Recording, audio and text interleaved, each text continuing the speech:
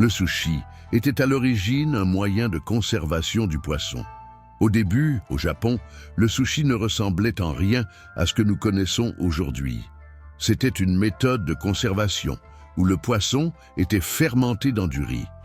Cette méthode permettait de le garder frais plusieurs mois. Mais attends, voici une surprise. Ce n'est qu'au 19e siècle que la forme moderne du sushi a commencé à apparaître à Tokyo. C'était un fast-food vendu dans la rue pour les ouvriers pressés. En y réfléchissant bien, le sushi a une histoire d'innovation. Les chefs ont commencé à expérimenter, ajoutant des ingrédients frais et des mélanges savoureux. Savais-tu que le célèbre sushi nigiri, avec son riz vinaigré et son poisson frais, n'est en réalité qu'un siècle vieux? Cela montre à quel point la cuisine évolue rapidement. Il y a un moment clé. Le sushi a vraiment pris son essor après la Seconde Guerre mondiale.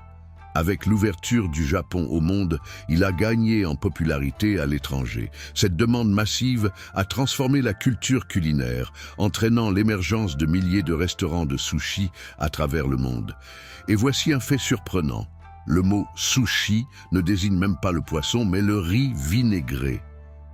Saviez-vous qu'il existe des variétés de sushi au-delà des nigiri et des makis? Il y a le shirashi par exemple, qui est un mélange coloré dans un bol. Enfin, ce qui laisse une empreinte durable, c'est que le sushi est devenu un symbole de la cuisine japonaise, représentant à la fois tradition et modernité.